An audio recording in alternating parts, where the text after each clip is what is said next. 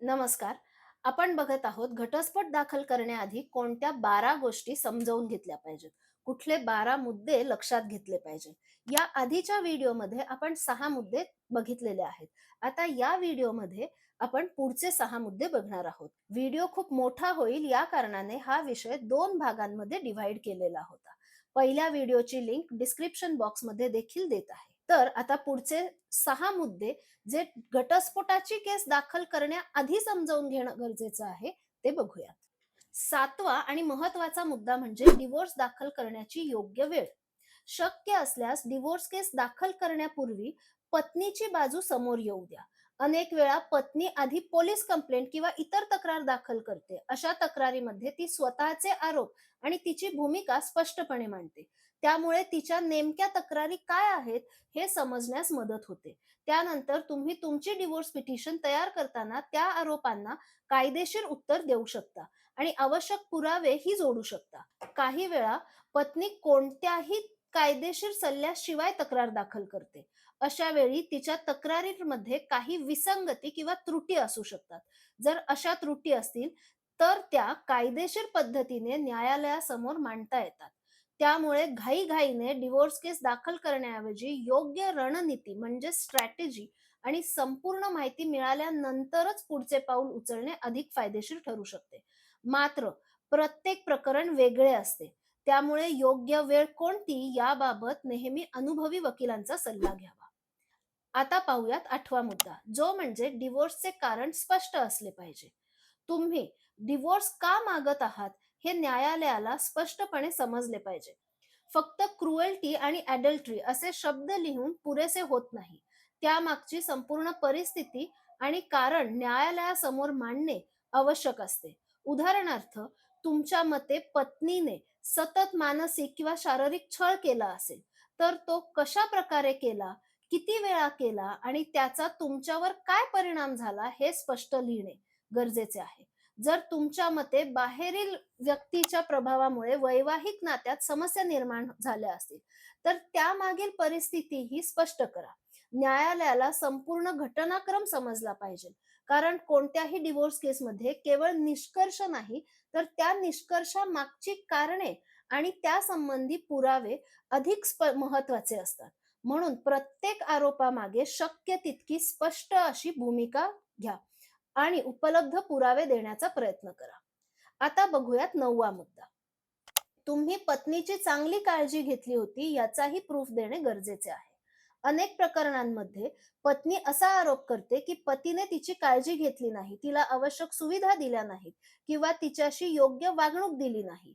अशा वेळी तुमच्या बाजूने न्यायालयासमोर योग्य प्रूफ ठेवणे महत्वाचे राहते. उदाहरणार्थ, तुम्ही पत्नीसाठी केलेली शॉपिंग असेल, तिच्यासाठी घेतलेल्या वस्तूंची बिलं असतील, ऑनलाईन पर्चेस रेकॉर्ड्स असतील, हॉटेल किंवा रेस्टॉरंटची बिलं असतील, वाढदिवसाचे फोटो, फिरायला गेल्याचे फोटो, हनीमूनचे पुरावे, प्रवासाची तिकिटे किंवा इतर कोणतेही डॉक्युमेंट असल्यास ते उपयोगी पडू शकतात.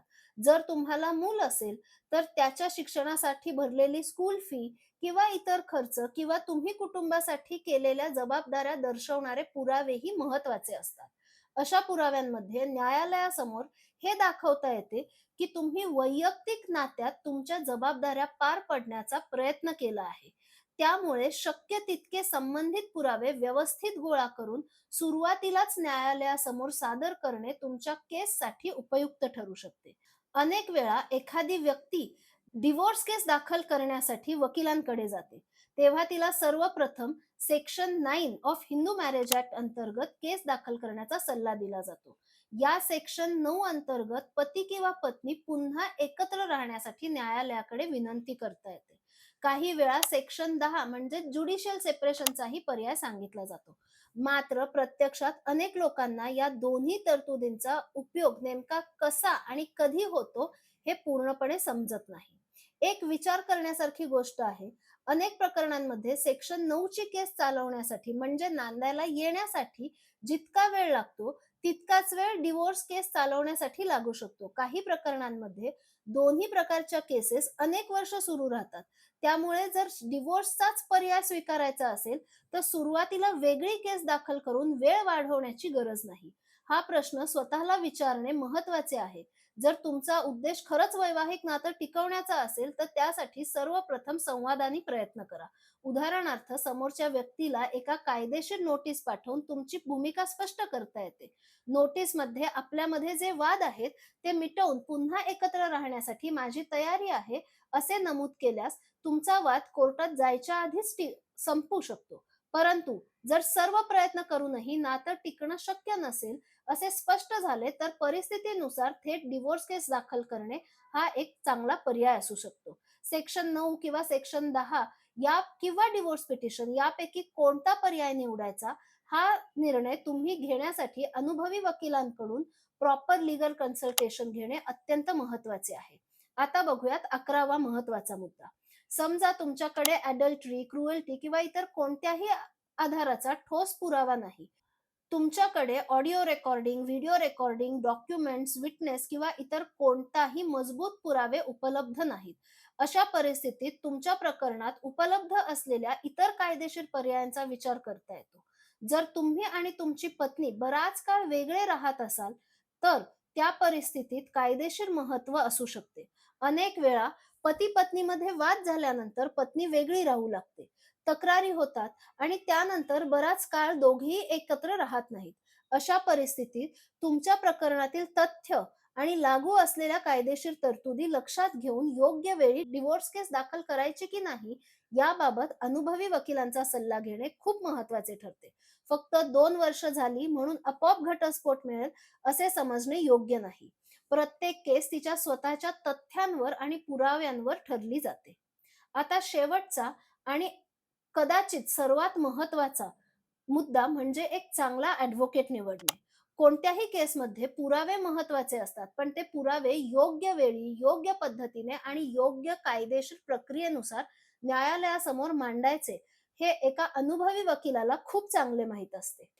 कोणते ॲप्लिकेशन कधी दाखल करायचे, कोणत्या मुद्द्यावर भर द्यायचा, न्यायालयासमोर कोणता युक्तिवाद करायचा, तो कसा करायचा, उपलब्ध पुराव्यांचा प्रभावी वापर कसा करायचा, यावर केसचा परिणाम अवलंबून असतो. त्यामुळे फक्त कायदा तुमच्या बाजूने आहे एवढेच पुरेसे नाही.